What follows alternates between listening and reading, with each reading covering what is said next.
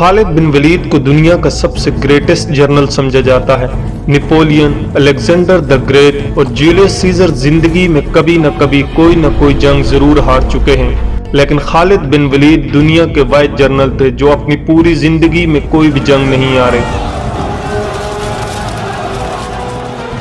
اور یہ صرف مسلمان نہیں بلکہ پوری دنیا مانتی ہے، اور جنگ کے دوران خالد بن ولید کی پلاننگ کو آج بھی ایکسفورڈ اور ہارورڈ جیسی یونیورسٹیوں میں پڑھایا جاتا ہے۔ لیکن خالد بن ولید کی جنگوں میں آخر ایسی کیا خاص بات تھی؟ آج 1400 سال بعد بھی پوری دنیا انہیں یاد کرتی ہے۔ Let's found out. مسلمانوں کے خلیفہ ابو بکر رضی اللہ تعالی عنہ کے حکم پر خالد بن ولید نے دی گریٹ پرشین امپائر پر حملہ کر دیا اور صرف 18,000 مسلمانوں کے ساتھ 40,000 کی پرشین فوج کو بہت آسانی سے کریش کر دیا۔ اس جنگ کے بعد مسلمان پہلی دفعہ عرب سے باہر نکل کر ایک گلوبل پاور بننے کی طرف جانے لگے، کیونکہ اب مسلمانوں نے عرب سے باہر پرشین امپائر کے بہت امپارٹنٹ پروونس کویت کو فتح کر لیا تھا۔ جیسے ہی ایران کے بادشاہ کو یہ پتا چلا کہ مسلمانوں کی فوج نے بہت آسانی سے ان کو ہرا دیا ہے، تو انہوں نے ایک نئی 40,000 کی فوج خالد بن ولید کی طرف روانہ کی۔ لیکن خالد بن ولید نے کویت فتح کرتے ہی ڈائریکٹلی اپنے سپائس جاسوسوں کو پورے علاقے میں پھیلا دیا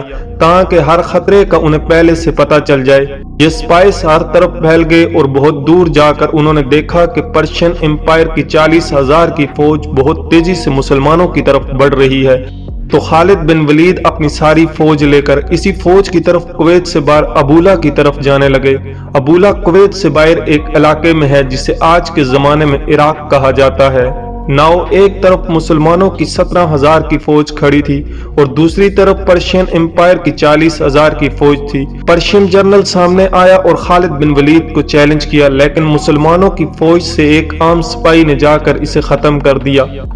ایک بار پھر پرشین فوج کا جنرل جنگ سے پہلے ہی مارا گیا، جس کے بعد دونوں فوجوں نے ایک دوسرے پر فل فلیج حملہ کر دیا اور بہت سخت جنگ شروع ہوئی۔ لیکن پرشین فوج بہت زیادہ ہونے کی وجہ سے آہستہ آہستہ بہت سارے مسلمان شہید ہونے لگے، جس کی وجہ سے پہلی بار خالد بن ولید نے مجبوراً مسلمانوں کو جنگ سے پیچھے ہٹنے کا حکم دیا، اور ایسا لگنے لگا کہ مسلمان فائنلی جنگ چھوڑ کر بھاگ رہے ہیں۔ یہ دیکھ کر پرشین فوج جیت کی خوشی میں بہت تیزی سے مسلمانوں کا پیچھا کرنے لگی۔ پرشین فوج مسلمانوں کے پیچھے اتنی تیزی سے آئی کہ ان کی فوج کی دو لائنز ایک دوسرے سے بہت دور ہو گئی۔ And if you look close، مسلمان بالکل سیدھی لائن میں پیچھے نہیں آ رہے بلکہ ایک دوسرے سے دور جا رہے ہیں۔ آخر پرشین فوج مسلمانوں کا پیچھا کرتے کرتے ایک دوسرے سے اتنے دور ہو گئے کہ ان کی آرمی ایک نہیں بلکہ کئی چھوٹے چھوٹے گروپس میں بٹ گئی اور ان کی فوج کے درمیان دو بڑے گیپس بن گئے، اور اسی ٹائم کا خالد بن ولید انتظار کر رہے تھے۔ اینڈ ناؤ اچانک خالد بن ولید اپنے گھڑ سواروں کو لے کر ان دو کیمپ سے آگے بڑھے اور پرشین فوج کے سینٹر کو گھیر لیا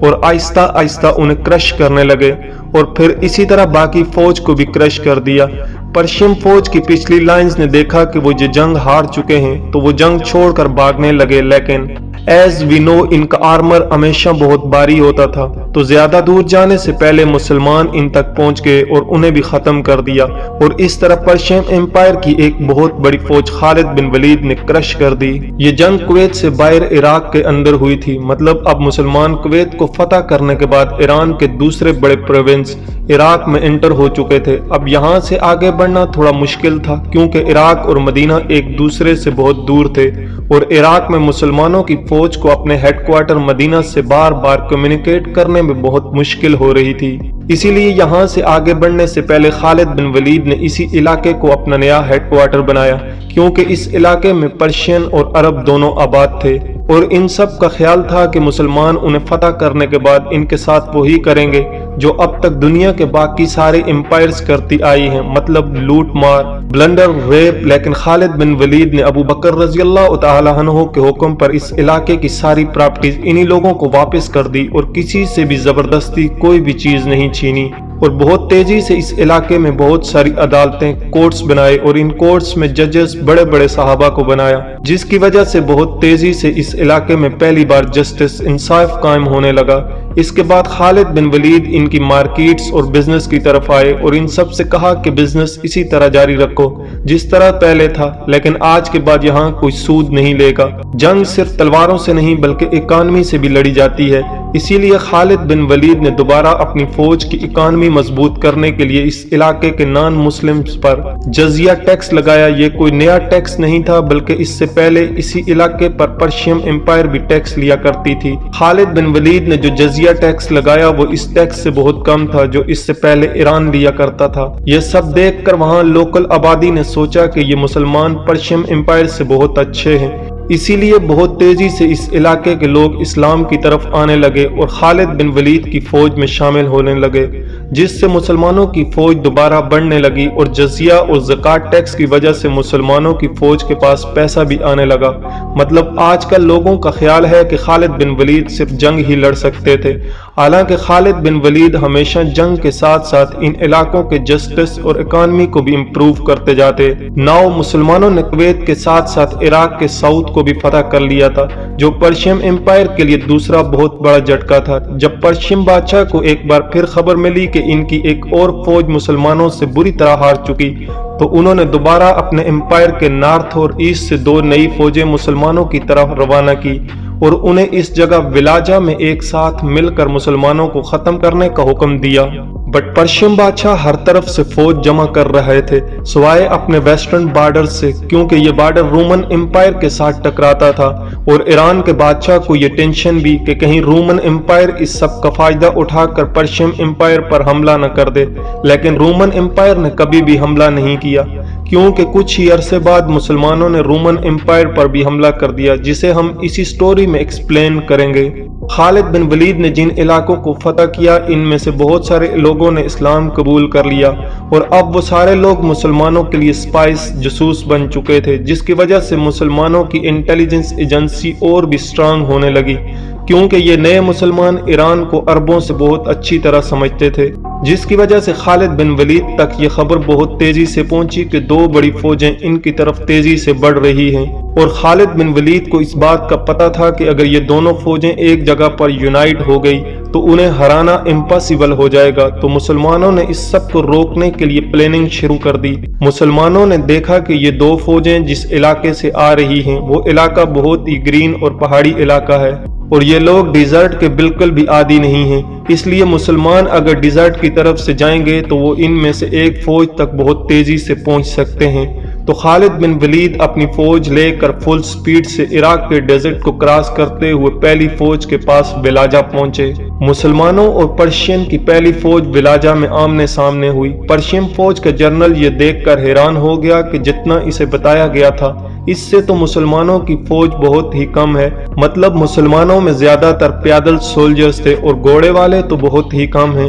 جس کی وجہ سے اس فوج میں جیتنے کی کافی امید پیدا ہوئی، اور پرشیم فوج میں سے ان کا چیمپئن سامنے آیا، جسے اس کی بہت بڑی اور سٹرانگ باڈی کی وجہ سے پرشین نے فارسی میں ایک بہت مشہور نام دیا تھا، 1000 مرد۔ خالد بن ولید اس چیمپئن سے لڑنے گئے اور کچھ ہی ٹائم میں اسے مار دیا، جس کے بعد دونوں فوجیں جنگ کے لیے تیار ہوئی، لیکن کافی ٹائم گزرنے کے بعد ایران کی آرمی اپنی جگہ پر ہی کھڑی رہی، کیونکہ وہ زیادہ سے زیادہ ٹائم ویسٹ کرنا چاہتے تھے تاکہ ان کی دوسری فوج ان کی مدد کے لیے پہنچ سکے، لیکن مسلمانوں کا پلان تھا کہ انہیں یونائٹ ہونے سے پہلے ہی ختم کر دیا جائے، اس لیے مسلمانوں کی فوج بہت کم ہونے کے باوجود خالد بن ولید نے انہیں حملے کا حکم دیا۔ مسلمانوں اور پرشین کی ایک بار پھر بہت سخت لڑائی شروع ہوئی، اور بہت ٹائم گزرنے کے بعد بالکل بھی سمجھ نہیں آ رہی تھی کہ کون جنگ جیت رہا ہے، لیکن اچانک پرشین جنرل نے اپنی فوج کی لائنز کو بدلا اور نئے فریش لوگوں کو سامنے کر دیا۔ اب ان سے دوبارہ لڑنے کی مسلمانوں کے پاس بالکل بھی طاقت نہیں تھی، جس کی وجہ سے دوبارہ بہت سارے مسلمان آہستہ آہستہ شہید ہونے لگے، اور یہ سب دیکھ کر آخر خالد بن ولید نے مسلمانوں کو پیچھے ہٹنے کا حکم دیا، جس سے مسلمان اگین جنگ سے آہستہ آہستہ پیچھے ہٹنے لگے، لیکن آخر اتنا پیچھے چلے گئے کہ یہ فوج بالکل پہاڑ تک پہنچ گئی، جہاں سے اور پیچھے جانا امپاسبل تھا، اور آخر ایران کی پوری فوج نے مسلمانوں پر حملہ کر دیا۔ لیکن اگر آپ غور سے دیکھیں تو مسلمان اگین ایک سٹریٹ لائن میں پیچھے نہیں ہٹ رہے، بلکہ صرف مسلمانوں کا سینٹر پیچھے ہٹ رہا ہے، اور مسلمانوں کی لیفٹ اور رائٹ سائڈ کی فوج بالکل مضبوطی سے اپنی جگہ پر کھڑی ہے، جس سے آہستہ آہستہ اس جنگ میں ایک گول سرکل بن رہا ہے جس کا اب تک پرشین کو بالکل بھی اندازہ نہیں تھا۔ جیسے ہی سرکل کمپلیٹ ہونے لگا اور پرشین کی ساری فوج اس سرکل کے اندر انٹر ہوئی تو خالد بن ولید نے اشارہ دیا اور اچانک پرشین فوج کے پیچھے سے 4000 گھڑ سوار فل سپیڈ سے پرشین فوج کے پیچھے آنے لگے۔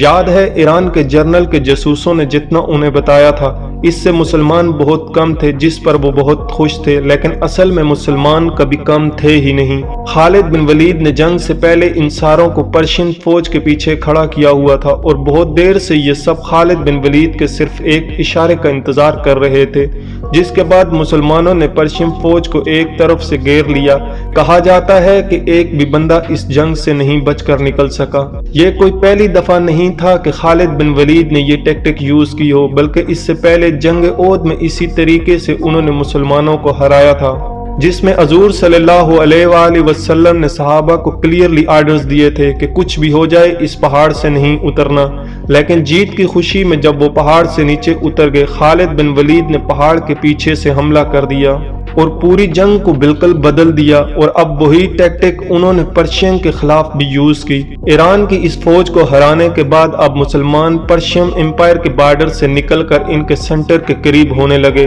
اور اس کے کچھ ہی عرصے بعد ابو بکر رضی اللہ تعالی عنہ نے پرشین امپائر کے ساتھ ساتھ رومن امپائر پر بھی حملے کا حکم دیا۔ رومن اور پرشین امپائر میں مسلمان اتنی تیزی سے آگے بڑھ رہے تھے کہ ان دونوں امپائرز نے دیکھا کہ اگر ایسے ہی چلتا رہا تو بہت جلد دونوں سپر پاور ختم ہو جائیں گی، تو اسی لیے انہوں نے تاریخ میں پہلی دفعہ رومن اور پرشین امپائر نے اپنی 700 سالہ پرانی دشمنی ختم کر کے مسلمانوں کے خلاف یونائٹ ہو گئے۔ سبسکرائب